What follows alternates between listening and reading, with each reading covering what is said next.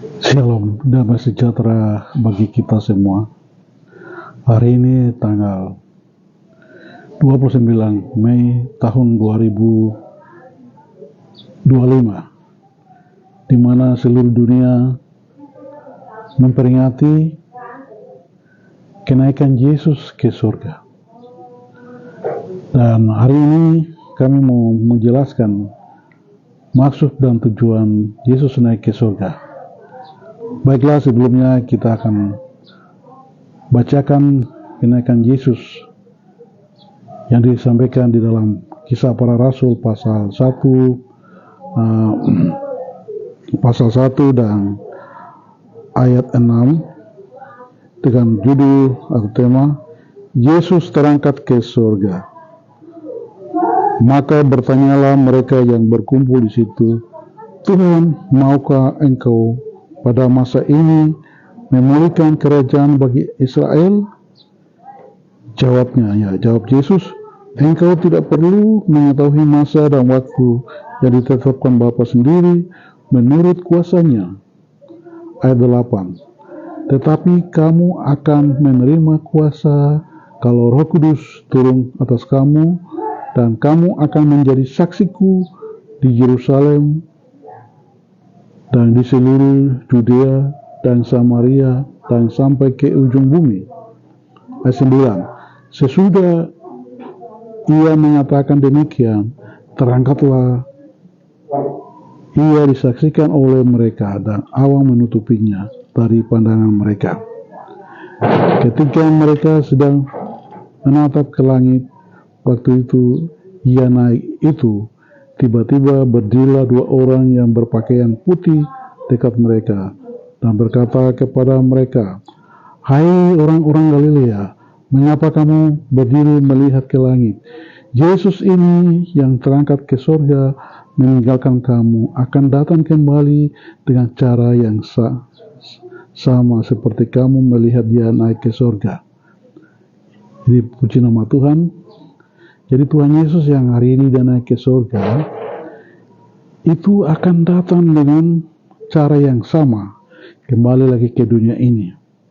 Tentunya dengan tujuan, maksud yaitu menyambut kita orang percaya. Karena itu sebelum dia naik ke surga, dia sudah beberapa kali melakukan selama 40 hari setelah dia bangkit dari antara orang mati, itu dia sudah berulang-ulang kali menampakkan kepada murid-muridnya, meyakinkan mereka bahwa dia benar. Karena itu Tuhan Yesus dia makan, menangkap ikan bersama di Galilea.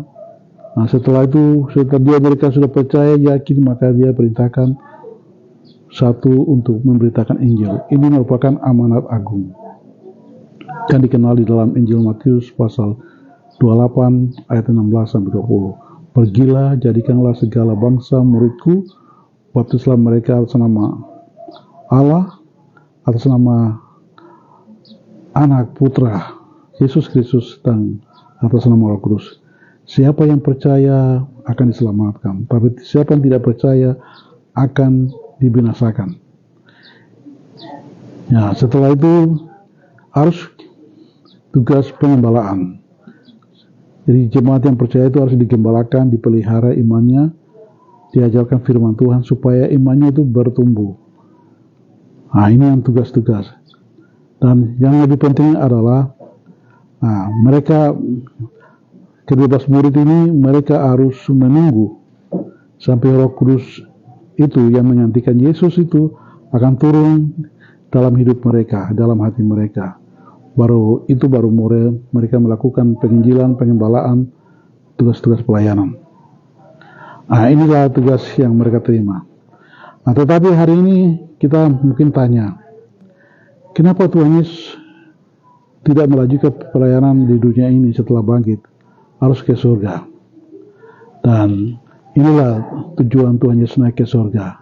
Akan dijawab di dalam Injil Yohanes pasal 14 ayat 1 dan 2 dan 3, yaitu dia ke surga menyediakan rumah bagi kita. Marilah kita lihat bersama dalam Injil Yohanes pasal 14.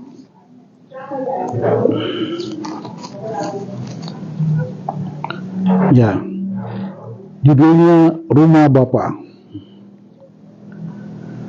Janganlah gelisah hatimu, percayalah kepada Allah, percayalah juga kepadaku.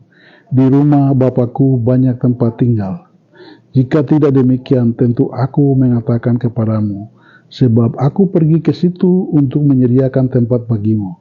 Ya, jadi di sini jelaskan, aku pergi ke situ, yaitu ke surga, menyediakan tempat bagi kita semua. Bagi kita semua orang percaya. Ya, karena itu saudara dan saya mungkin di dunia ini, kita mungkin tidak punya rumah, atau mungkin kita bisa kos aja, atau tinggal sama saudara. Tetapi kalau kita percaya kepada Tuhan Yesus, kita percaya karya keselamatan yang sudah berikan, maka kita di surga itu tidak ada yang tingkatan dia paling kaya, dia paling miskin, tidak ada. Semua kita derajatnya semua sama. Rumah kita semua sama. Makan semua sama, minum semua sama. Ya, jadi kita bersyukur karena Yesus pergi ke sana menyediakan rumah kita di surga. Karena itu saudara, rumahmu di sini di dunia tidak ada rumah, Anda harus bersyukur karena Tuhan Yesus ke surga menyediakan rumah. Nah, inilah salah satu alasan Yesus ke surga. Jadi hari ini kita mengerti ya. Jadi Yesus naik ke surga itu bukan tanpa tujuan. Tujuannya menyediakan rumah bagi kita semua. Oke, kita lanjut baca ayat 3. Dan apabila aku telah pergi ke situ dan telah menyediakan tempat bagimu, aku akan datang kembali dan membawa kamu ke tempatku, supaya di tempat di mana aku berada, kamu pun berada.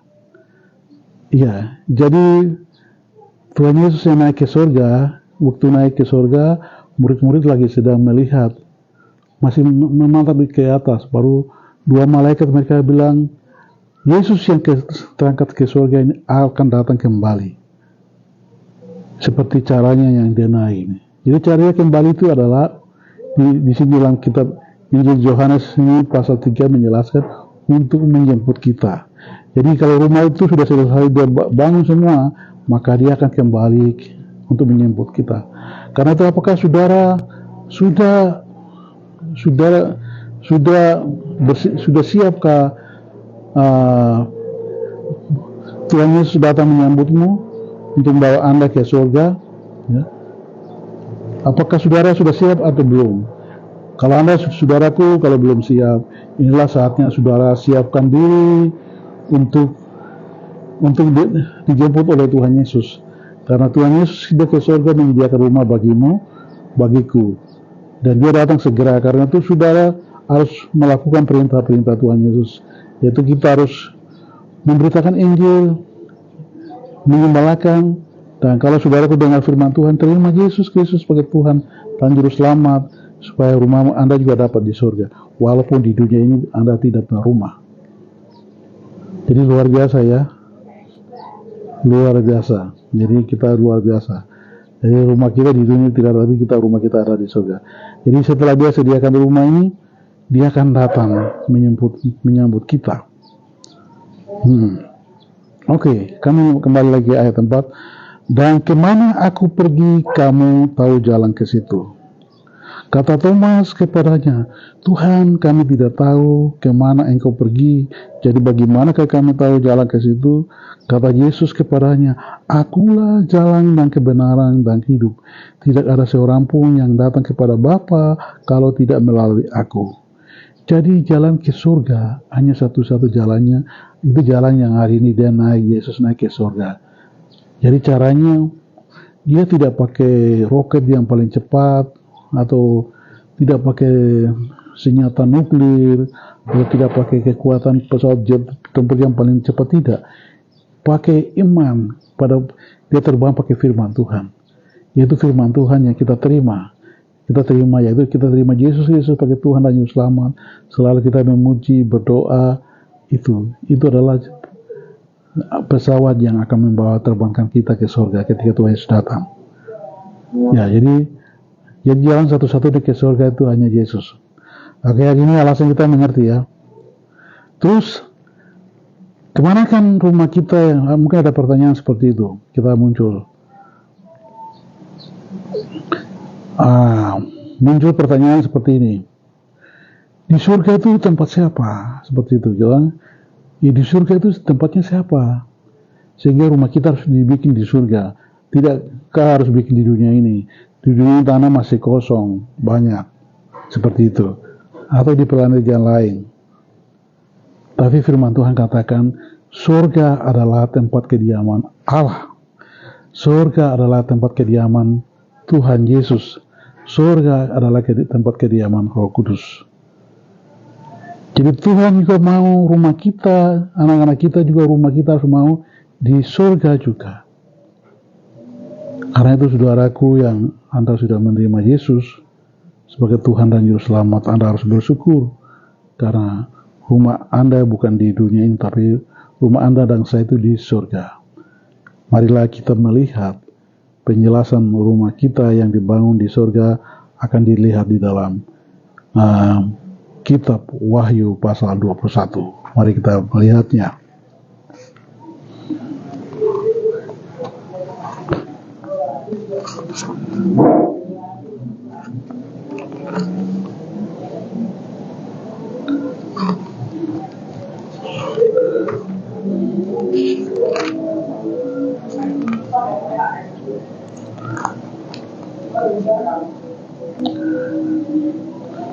Inilah rumah kita yang baru dibangun oleh Tuhan Yesus.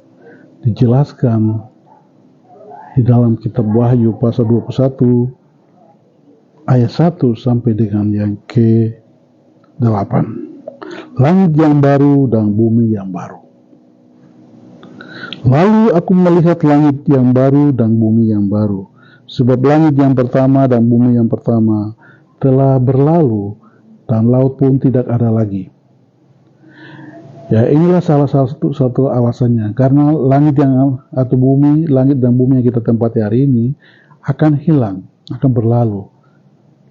Ya, dengan semua segala kekayaan yang kita miliki, dengan apa yang kita lihat ini indah-indah di laut, di darat ini, di udara ini dihilangkan semua.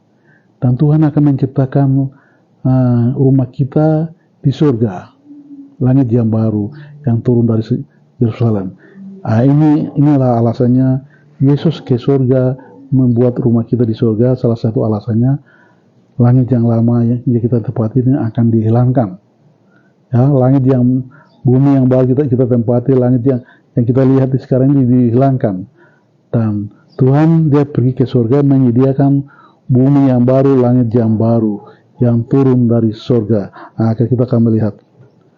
Dan aku melihat kota yang kudus, Yerusalem yang baru turun dari surga, dari Allah, yang berhias bagaikan pengantin perempuan yang berdandang untuk suaminya. Lalu aku mendengar suara yang nyaring dari takhta itu berkata, lihatlah kemah Allah ada di tengah-tengah manusia, dan ia akan diam bersama-sama dengan mereka. Mereka akan menjadi umatnya, dan ia akan menjadi Allah mereka. Jadi rumah kita akan di pinggir kemah Allah. Allah punya rumah kemah di tengah kita semua. Tuhan Yesus akan bikin rumah kita di kemah Allah di situ. Jadi kita hidup bersama Allah untuk kekal selama-lamanya. Jadi rumah kita ini dia buat alamatnya sudah jelas. Itu di pinggir-pinggir, di samping kemah Allah. Karena itu anak kita sangat bersyukur. Jadi rumah kita ini bukan di dunia ini, tapi di surga. Jadi rumah kita dipindahkan di surga. Ya, karena itu pikiran kita harus arahkan ke surga. Oh, pikiran rumah saya di surga. Jadi di dunia sementara. Jadi bersyukurlah sama kalau saya masih ada bisa makan, bisa hidup, bisa bekerja. Bersyukur. Bersyukur dan hidup. Kita bersyukur kalau kita masih hidup dengan iman, melakukan firman Tuhan. Sangat bersyukur. Luar biasa ya, saudara. Oke, kita akan lihat berikutnya. Dan ia akan menghapus segala air mata dari mata mereka, dan maut tidak ada lagi, tidak akan ada lagi perkabungan atau ratap tangis atau duka cita, sebab segala sesuatu yang lama itu telah berlalu. Jadi selama di dunia ini kita mengalami sakit penyakit, menderita, air mata, karena banyak masalah, persoalan yang kita hadapi, tetapi di surga semua itu dihilangkan. Dan kita hanya akan menikmati ada sukacita, damai sejahtera bersama Tuhan. Tidak ada yang lebih tinggi, tidak ada yang lebih rendah, tidak ada yang lebih kaya, tidak ada yang lebih miskin. Semuanya sama. Semua hidup sama di hadapan Tuhan. Luar biasa.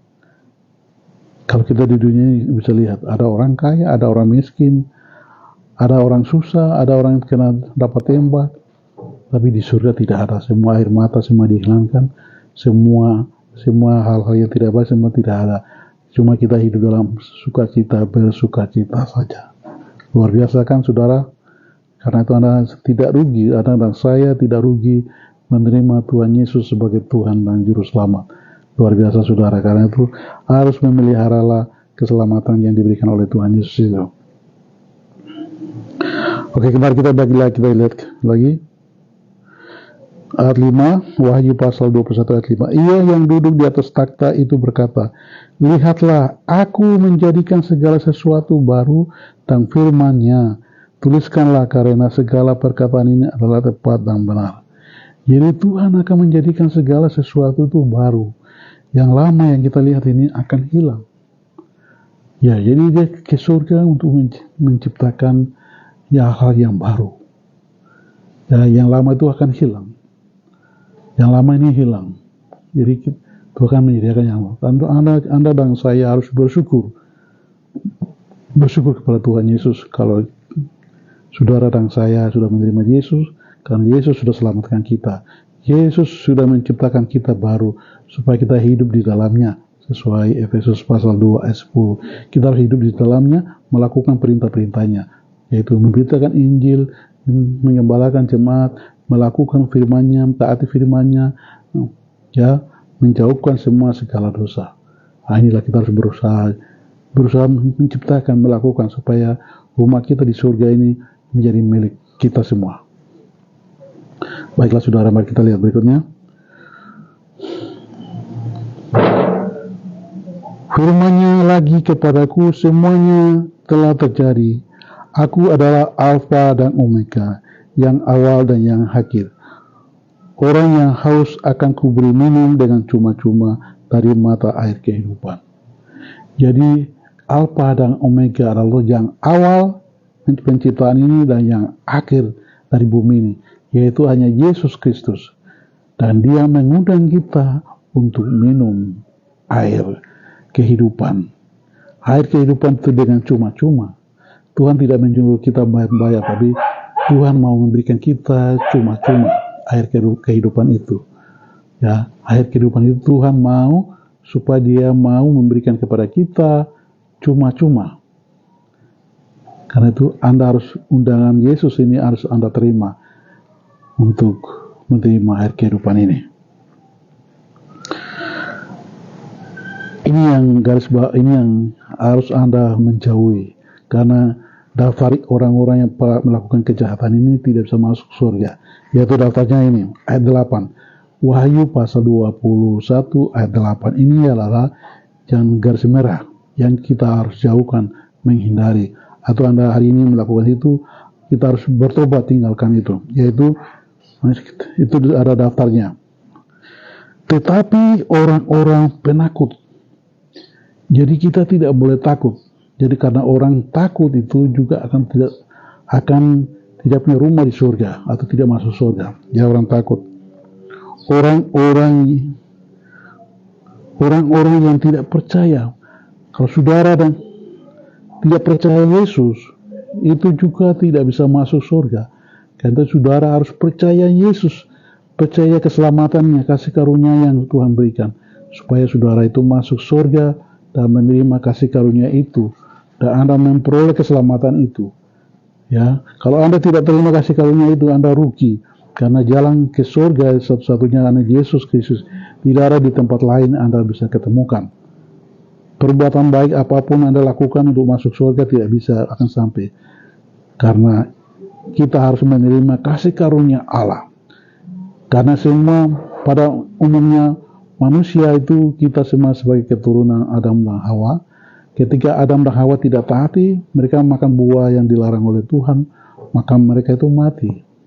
Dan mati ini harus dihidupkan kembali. Mati itu karena dosa, sehingga hanya yang bisa tebus itu adalah dari Allah sendiri, yaitu dalam Tuhan Yesus sendiri yang selamat kita.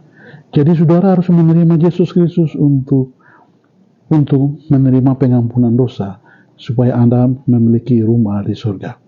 Ya, jadi saudara harus menerima Yesus syarat untuk masuk surga ya. Jadi orang-orang yang tidak percaya, orang-orang keji. Jadi orang-orang keji juga yang tidak masuk surga. Yaitu kita tidak boleh jahat kepada semua terhadap orang siapapun, tapi kita harus baik dengan semua orang. Orang-orang pembunuh yang termasuk tidak masuk surga.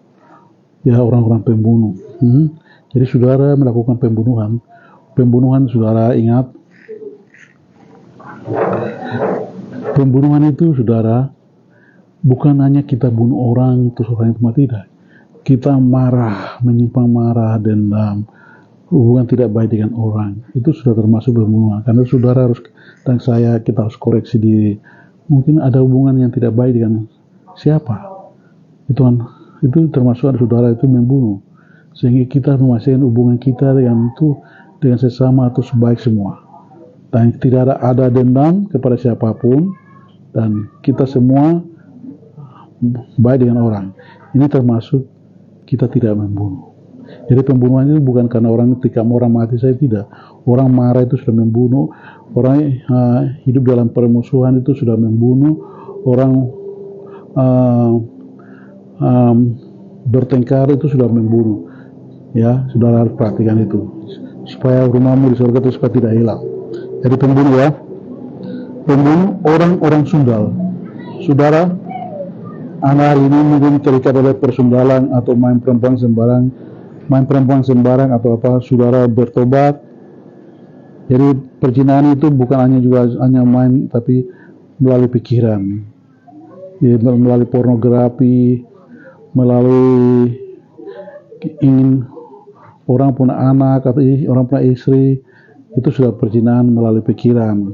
Hal-hal begini harus kita memastikan selalu tidak ada di dalam otak pikiran kita. Kalau ada itu masuk, keinginan seperti itu, kita cepat minta pengampunan kepada Tuhan.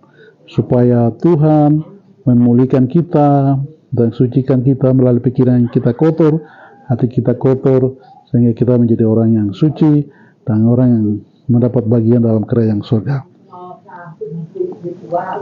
Tukang sihir, ya, orang-orang yang suka kasih racun orang yang membunuh orang dengan sihir ini tidak bisa masuk surga. Nah, ini dilarang, ini tidak bisa masuk surga. Karena itu adalah saudara menyimpan sihir orang, saudara mulai hari ini bertobat. Daripada besok Tuhan sudah datang Anda masuk neraka.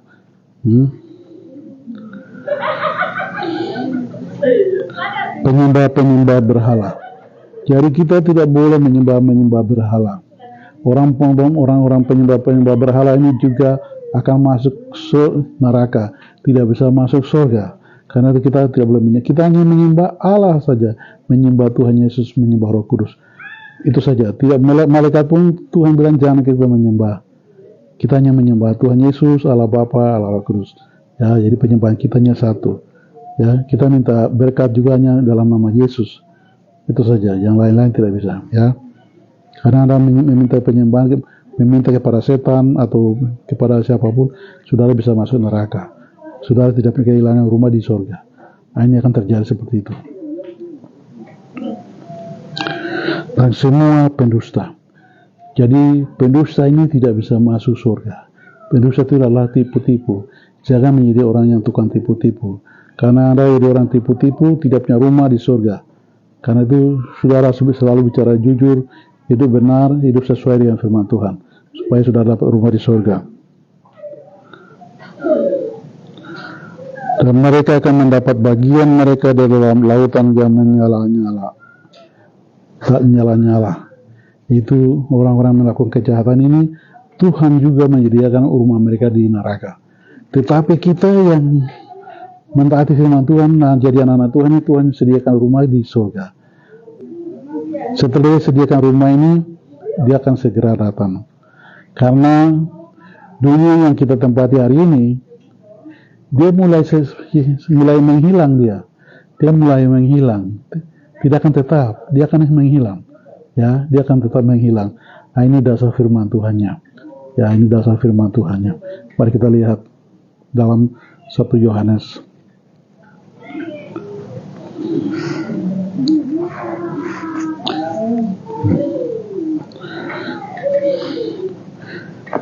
Dalam 1 Yohanes pasal 2 ayat 14 sampai 16. Jadi rumah yang ada sekarang, rumah kita ada di dunia ini, mobil kita, kekayaan kita, kita yang banyak-banyak istri, kita yang punya banyak tanah, kita banyak punya gunung, kita yang punya banyak ikan, ini mulai dia hilang. Jadi saudara jangan bangga dengan itu. Tapi kalau saudara bangga kalau Anda menerima Yesus Kristus, Anda sebangga kalau Anda memiliki Yesus, itu baru Anda membangga. Karena yang kekayaan alam yang ada di bumi ini, dia sudah mulai menghilang. Ini dasar firman Tuhan. Mari kita lihat bersama di dalam 1 Yohanes pasal 2 ayat 14. Aku menulis kepada kamu, hai anak-anak, karena kamu mengenal Bapa. Aku menulis kepada kamu, hai bapak-bapak, karena kamu mengenal Dia ada dari mulanya. Jadi kita mengenal Bapa itu Allah Bapa, dan kita mengenal Dia yaitu Yesus Kristus. Aku menulis kepada kamu, hai orang-orang muda, karena kamu kuat dan firman Allah diam di dalam kamu, dan kamu telah mengalahkan jahat. Saudara dan saya itu ada Tuhan taruh firman Allah di dalam hati kita. Karena itu kita mengalahkan yang jahat. Yang jahat itu kita kalahkan dengan kuasa firman Tuhan.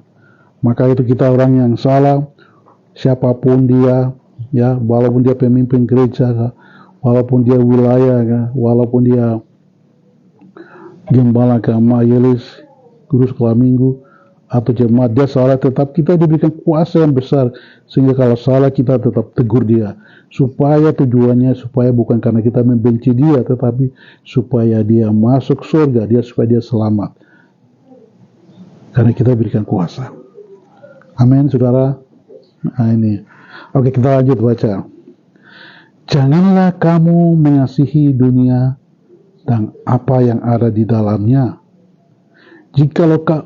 Jikalau orang-orang mengasihi dunia, maka kasih akan Bapa tidak ada di dalam orang itu. Jadi dunia ini akan hilang. Dunia ini sementara. Karena itu kita tidak boleh mengasihi dunia dan isinya ini. Ya, tapi kita mengasihi siapa? Mengasihi Tuhan Yesus yang akan memberikan kita rumah yang baru, ya toh, tempat kediaman kita di surga, tempat kediaman Allah. Karena itu Tuhan Yesus bilang kita melayani Tuhan Yesus karena Dia lebih dulu mengasihi kita dengan menyelamatkan kita dalam diri, korbankan diri di atas kayu salib. Jadi yang ada di dunia ini kita tidak boleh mencintai, ya.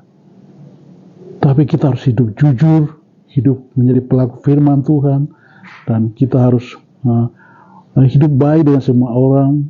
Hal-hal ini harus kita lakukan supaya rumah kita di surga itu tidak hilang, tapi kita bisa memilikinya. Amin, saudara. Oke, kita lanjut. Sebab semua yang ada di dalam dunia, yaitu keinginan daging dan keinginan mata, serta keangkuhan hidup, bukan berasal dari Bapa, melainkan dari dunia. Jadi yang ada di dunia ini, keangkuhan, kesombongan, semua itu bukan dari Bapa di surga, tapi dari dunia ini. Karena itu kita tidak boleh angkuh atau sombong dengan yang ada di dunia ini. Tuhan Yesus melarang itu.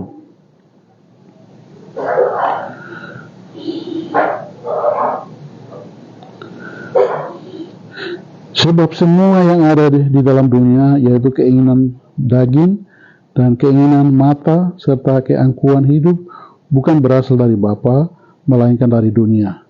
Dan dunia ini sedang lenyap dengan keinginannya. Jadi keinginan dunia ini dengan keinginan dia sedang lenyap, sedang habis. Karena itu saudara jangan bangga-bangga dengan dunia ini. Tapi kalau saudara banggalah kalau saudara memiliki Yesus di dalam hidupmu. Saudara bangga kalau Anda jadi pelaku firman Tuhan. Saudara bangga kalau Anda jadi seorang penginjil, penyembala, pelaku firman Tuhan. Itu saudara bangga karena Anda memiliki kekayaan yang tidak bisa diukur dengan kekayaan yang ada di dunia ini. Tapi Anda lebih kaya karena Anda punya rumah di surga yang Yesus pergi membangun ini. Ya.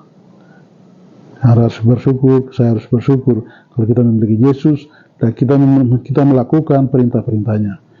Karena Tuhan Yesus setelah menyediakan rumah ini, dia akan datang kembali menjemput kita. Ya. Tetapi orang-orang yang melakukan kehendak Allah tetap hidup selama-lamanya. Jadi kitalah orang yang melakukan firman Allah, mentaati firman Allah, akan hidup selama-lamanya seperti Allah. Seperti Tuhan Yesus, seperti Roh Kudus. Inilah kita akan hidup selama-lamanya. Karena itu peganglah firman Tuhan dan melakukanlah firman itu dalam hidupmu supaya rumahmu di surga itu supaya tidak hilang. Tetapi di dunia ini, saudara, ada hal yang salah baru saudara masih pegang atau menghancurkan orang atau menciptakan kemarahan, kebencian, mungkin melalui organisasi gereja maupun dalam pekerjaan pemerintah atau apapun saudara melakukan itu, saudara bertobat. Karena Anda akan masuk neraka kalau Anda sudah bertobat. Dan itu saudara bertobat, mentaati firman Tuhan supaya saudara masuk surga di mana rumah yang sudah disediakan oleh Tuhan Yesus. Dan dia akan datang kembali untuk menyambut kita semua. Tuhan Yesus memberkati kita. Jadi hari ini kita mendengar firman Tuhan. Tujuan Yesus naik ke surga yaitu menyediakan rumah bagi kita. Shalom, damai sejahtera Tuhan Yesus senantiasa menyertai memberkati kita sampai dengan Tuhan Yesus datang kedua kalinya. Shalom, haleluya.